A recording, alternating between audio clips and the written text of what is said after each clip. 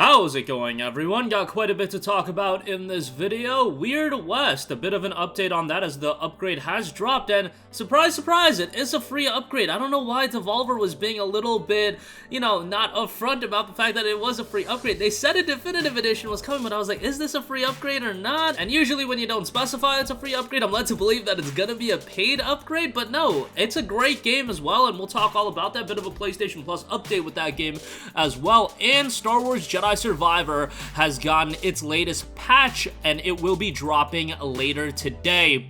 So we'll talk that in just a little bit, but first of all, yes, Weird West's free upgrade is available right now. If you do want to buy the game outright, on PlayStation 5 it is $39.99. The game trial on PlayStation Plus Premium is live as well. Survive and unveil mysteries of the Weird West through the intertwined destinies of its unusual heroes in the action RPG from the co-creators of Dishonored and Prey. Discover a dark fantasy reimagining of the Wild West where lawmen and gunslingers share the frontier with fantastical creatures. Journey through the story of a group of atypical heroes written into legend by the decisions you make in an unforgiving land. Each journey is unique and tailored to the actions taken, a series of high-stakes adventures where everything counts and the world reacts to the choices you make. Form a posse or venture forth alone into the otherworldly confines of the Weird West and make each legend your own. A Weird West dark fantasy reimagining of the Wild West. Intertwined destinies, discover the world through the origin stories of different characters moving from one character's journey to the next until all converge in a final chapter. Bespoke experience. Each playthrough is unique as the game tailors to the story, to the player's actions and past choices for an ideal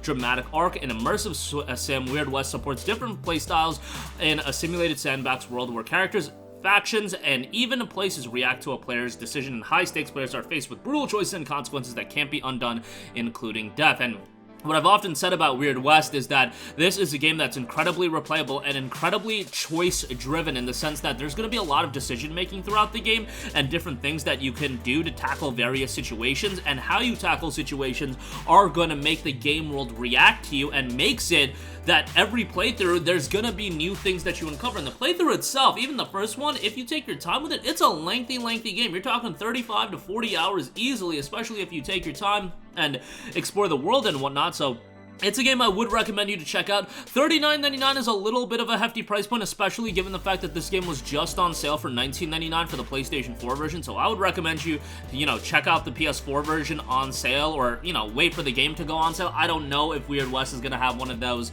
Witcher 3 things going on where now that an upgrade is out, the game's price is going to be hiked up when it goes on sale. I would imagine that wouldn't be happening, but we'll see how that ultimately turns out. As I mentioned, PlayStation Plus Premium, if you are subscribed to that, there is a 2-hour full game trial that will give you an idea of the gameplay, the ambiance, and the world to the game. Incredibly immersive title here as well. So again, wouldn't recommend $40, but it is a game that I really enjoyed. We reviewed it in depth last year when the game initially came out, and I had a great time with it. So if you're into choice-heavy RPGs, Weird West is going to be a game that I think you'll end up really enjoying. At $40, it's just a little bit hefty for a game that did initially come out in March of 2022. A year later, look for it in the $14.99 and $19.99 range. Even though, when it initially came out, I would say that $40 wasn't that crazy of a price, given that all the content you're getting is just we're a year removed from the initial release. You can find it at a significant discount, and that's where I would recommend you to go. Next up, Star Wars Jedi Survivor. We do have the patch notes for that. The latest patch 4 for Star Wars Jedi Survivor, arrives this week. Here's our expected timeline for rolling out the patch. PlayStation 5 and Xbox Series X and S, the patch expected to deploy Tuesday, May 9th, that is today. PC patch expected to deploy as soon as possible this week. Keep an eye for the latest updates via the EA Star Wars Twitter account.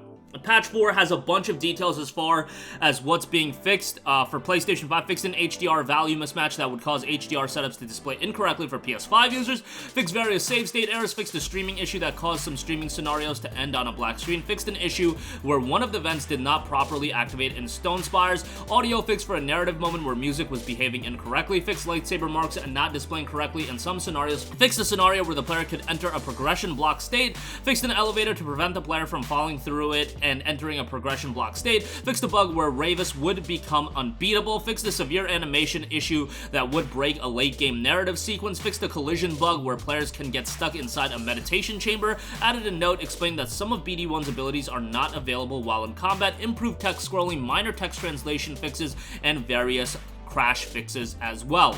They do note more work continues. A bunch of PC fixes are coming, various bug fixes, and more. Be on the lookout for future patches across all platforms. So, Jedi Survivor have been talking about this game quite a bit. If we can just assess this game as not having any technical issues and for what the game is, legitimately, I think this game is 1A, 1B for Game of the Year thus far with Resident Evil 4 Remake. That is how highly I think of this game. I think this game is substantially better than Jedi Fallen Order. There's a lot of things that make this game better. I think Cal is a more likable character. I think there's more likable characters, and the narrative is incredibly compelling. I know some people weren't crazy about the narrative, and maybe for the first half you can say, okay, it's a fine story, but I think the second half and really the last third of the game gets incredibly engrossing, and there's just some big moments that I don't want to get into spoilers. You guys know what I'm talking about if you completed the game, that jaws on the floor, and I was so sick to my stomach that I actually got one of the absolute crucial moments of this game spoiled to me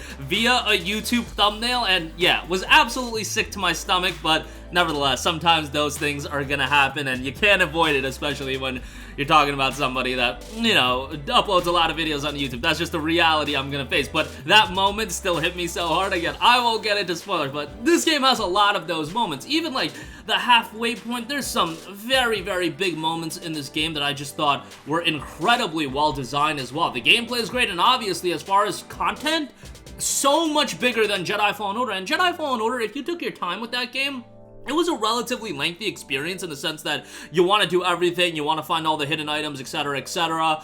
The game can take you quite a while, but this one, man, when you're talking about how big Kobo is and how much content there is in just Kobo, and Kobo obviously is the most open level, and there's a lot to do there, a lot of rumors, side quests, etc., etc., but yeah, like, if you rush through the main story, that's still gonna take you 20 hours, 22 hours, around that range, but then you go for the 100%, you go for the Platinum Trophy in this game, yeah, pack a lunch, because it's gonna take you quite a long time. I'm not gonna say drop your $70 on it right now. What I am gonna say is wait for more patches to roll out, and by the fall, once this game is down to 30, 35, absolutely drop your money on it. I've heard very good things about the PS5 version in comparison to, like, the PC version. I shouldn't say that the PS5 version is great, but generally speaking, it seems like that's the version that people like the best. So if you are itching to play the game and you can, you know, sweep aside some technical issues, I do think you're gonna ultimately really enjoy the game. Look, I played it on PC where it was a straight abomination, and I